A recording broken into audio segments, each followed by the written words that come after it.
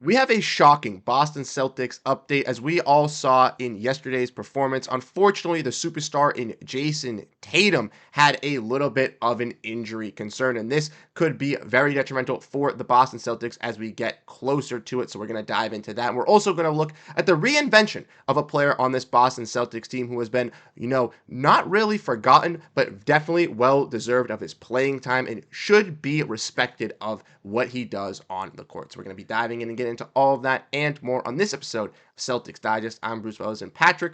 Once again, we got some good news, some bad news, but at least something to talk about with this Celtics team today. Yeah, there definitely hasn't been too many good things and bad things happening for the Celtics. It's been a little dry, but a lot of things that went on, especially in last game, and a lot of positives. But of course, the big negative with Jayson Tatum.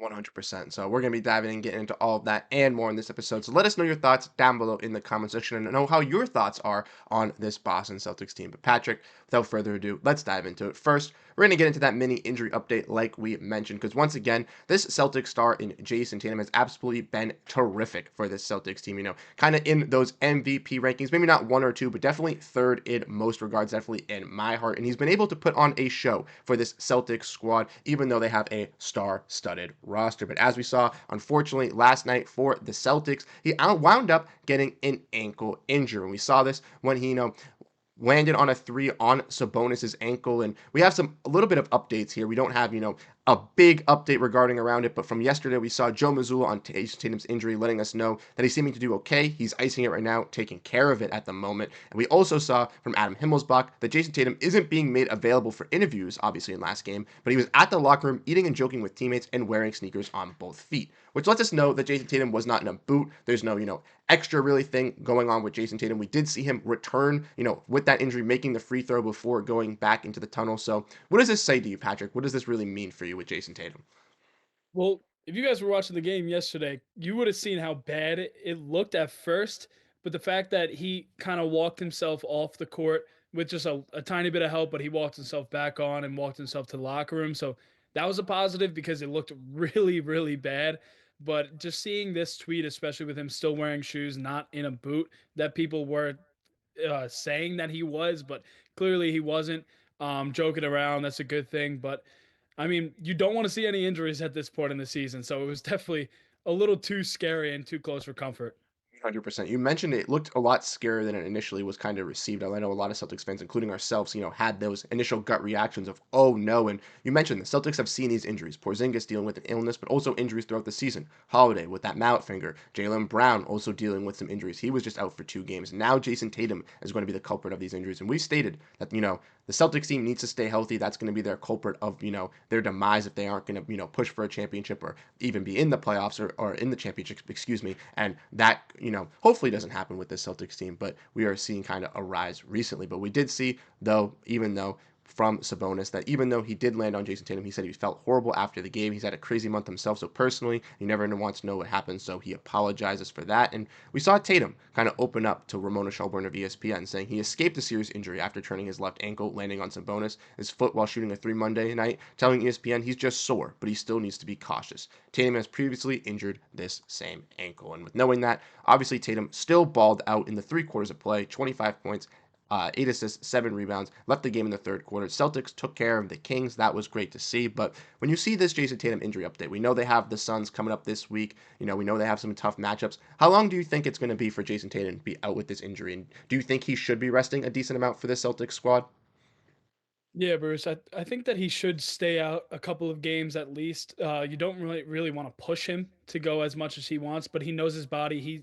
He isn't really one to get hurt a lot often, Mm-hmm. honestly. And I was thinking about it last night, how crazy it is, how he's never really missing games with big injuries. And then of course here comes this one. I mean, I guess I jinxed it in my head, but I but I do think that the road trip is done for him. And I think that we won't see him until we are back at home. So that's what I expect. I don't think they're going to push him. There's not really too big of games other than the one in Memphis, probably to kind of get back at them. But besides that, I really don't see any way that he comes back for this road trip. I just don't see it. Yeah, I think I agree with you on that. We talked about this as well, once the injury kind of happened. And that was our, initial response was the fact that this is something the Celtics need to take care of, and gearing up for the playoffs need to make sure that they're fully 100% with doing. And Tatum should not be going back. The fact that he even went back to shoot that free throw was kind of ridiculous, and some people thought he would even stay in the game, which is just wild to see. Like you mentioned, Tatum has that tenacity to always want to play, never wants to sit out at these games, never gets these long-term injuries, and it's just crazy to see that happen. Unfortunately, unfold for the Celtics. Obviously, once we get more injury updates, if we get anything substantial, we'll come up with you more updates here on Celtics Digest. But Patrick, we got some exciting news to talk about with this Celtics team. Get out of this somber state and talk about a player that's really been doing it all and in a new and improved role as well. And you might be guessing, who is that person? Who is that on the Celtics? But it's no other than Luke Kornet. And Luke Kornet has been absolutely fantastic for this Celtics team. And as someone who last year, on this channel wasn't the biggest fan, I take back all my words. And I've said that multiple times. I've eaten my words on this channel. But he has been balling out, Patrick. And we've seen that not only on this Celtics team, but with some players as well. We saw this tweet yesterday from Jack Simone saying Luke Kornet is a top 2 backup center in the NBA. And I believe him. I know you agree with him. And we got some stats to prove it. So let's dive in and let's look at them. When looking at this top 10 pick and roll combos, you see that Tatum and Luke Kornet are the number 2, only behind Jamal Murray and Nikola Jokic. And when you see that, Patrick, that is just something crazy to keep your eyes on. It's so cool. It's so cool to see that. I mean, especially with the backup center.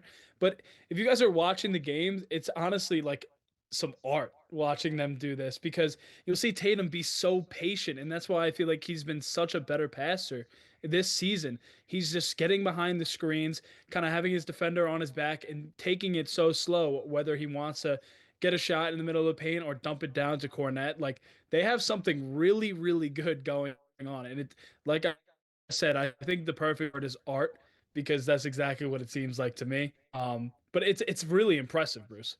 Oh, it's 100% impressive. Like you mentioned, Cornette being a backup center, you look at the list, you can obviously qualify Hartenstein as a backup center, potentially if you want with Chet Holmgren. But with those injuries, obviously, he's taken a bigger rise. But something even that I noticed when looking at this list as well is Tatum is the only wing on this list in this, pick and roll combination, which just goes to show you, like you mentioned, how dynamic of a player Jayson Tatum is as not just a scorer. And why I think a lot of, outside fans, look at Jayson Tatum having, some nights where he's not leading in points or, having an efficient shooting night, and they're just like, oh, Tatum's bad. Tatum's not this guy. But he does everything else for this Celtics team as well. Playing that hustle defense, grabbing those rebounds, working this offense, being that playmaker, that facilitator, that engine that can. And he does that even in, lineups when it's just him, Baylor Shireman, Namus Keita, those, stay ready guys with Jayson Tatum. Joe Mazzulla trusts Jayson Tatum with running those lineups. And they succeed for the Celtics as well. And you can clearly see that with him and Luke Kornet's numbers. And you also can see that Luke Kornet has also kind of reinvented his game as well. We mentioned Luke Kornet once again for the Celtics team kind of came into the NBA shooting threes. I know Patrick talked about that on his first video here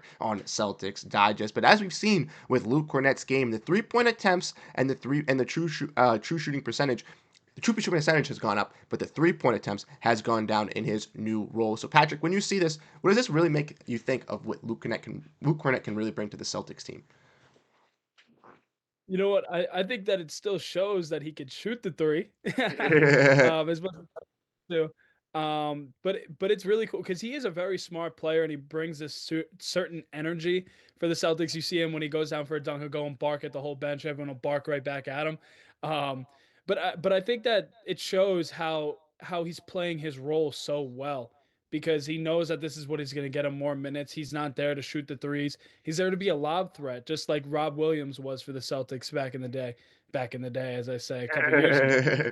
But but he really has filled in that role so well. I mean, he's 7'1". He is longer than a lot of the people on the court every single time down. So the fact that they turn him into a lob threat and really just trust him to go and get some gritty rebounds as well, I think it just shows how important he is to this team and how important this offseason is going to be for them as well. 100%. You mentioned, how impactful Luke Kornet has been as a Boston Celtic, in his transition. Really great screen setter, really good, player down low in the post, can grab those gritty rebounds. We also saw, in that contest yesterday versus the Kings, getting some of those little tip passes and getting those little extra insurance plays. And that's something Luke Kornet does on the offensive side, but also on the defensive side with his Kornet contest, using the ability of his length, which you love to see. And the Celtics ultimately do have a tough question coming up on Luke Kornet, Patrick, as we know, he is a free agent. He signed a 1-year, $2 million deal with the Celtics this season, but next year he's an unrestricted free agent. He came back to the Celtics with other teams giving him more money, but will he possibly do that this season with the Celtics, like we mentioned in our previous videos yesterday, being closer to the luxury tax, maybe having to go into those penalties with the second apron in a couple years? Is this someone the Celtics have to keep as a mainstay for the Celtics squad? I mean, first of all, talk about a steal. Like that contract is such a steal with how good he's been playing, but I do think that he plays a pivotal part on this team. Whether it's just his energy, just him as a person, how well he fits in, and how well he's been playing too. I totally think he deserves to be on this roster, and I think you give him a couple year contract about to when he hits about 33, and then you play from there. But I I do think that he could take a little bit less of money again, but he is deserving of something. But I think he knows that he fits the best with the Celtics. He's bounced around a little bit and hasn't worked out and came back to the Celtics and it's really worked out for him again. So I could see him wanting to come back more than anything. I agree with you. I think that for Celtics fans, including myself, this is someone that you kind of have to want to keep. I know that they are approaching that second apron and they are getting closer to those luxury taxes, but you can face with that next season and still deal with the penalty and not have any penalties this year. So I do believe investing in a player like Luke Kornet, similar to how they did in Amos Keita last year on a 3-year deal, a little bit of a cheaper contract, maybe a little bit more than the $2 million because he's definitely worth more than that, obviously, for the role that he can play. But obviously, there'll be other suitors, other teams looking to pry away Luke Kornet and potentially giving him more money and even a bigger role. So I would not be shocked if he took that from his expansion with this Celtics team. But like you mentioned, I think he really fits here with Boston. He loves the city of Boston, not only for what they give him on the court, but off the court. And I truly think that means something to him as well, not only just as a human being. And I truly think that will transcend with Kornet and this Boston Celtics team in the future. Yeah, I totally agree with that, all of that, Bruce. I mean, this guy has really just changed how they played, and especially with Tatum playing so well with him, I think that just goes to say that Brad needs to make a move on him, and that Luke Kornet understands that as well. He's very smart. Tatum is probably going to put in a great word for him as well, and I could totally see him back in the Celtics green and white. I really doubt that he's going to leave. I'm hoping so, and I hope so as well, so that, when he was hoping for the Celtics, make that play-in tournament so he could get that extra cash to help pay down his house, he can actually get that done with this big payday coming in this off season. But thank you guys so much for tuning into this episode here of Celtics Digest, where Patrick and I broke down, obviously, the Jayson Tatum injury update with a little bit of news following the game, and also we looked at the reinsurance, the reinvention of Luke Kornet, and how impactful he truly has been for this Celtics squad this season, and why the Celtics must keep him going into next year. But let us know your thoughts down below in the comment section, how you guys feel. Make sure to come by for the stream tomorrow, as we'll be having a lot of fun. Make sure to stay tuned, 6 p.m. Eastern starting standard time. But we'll be live then. Catch you guys there as well. See you in the next video. Have a great rest of your day, and go Boston Celtics.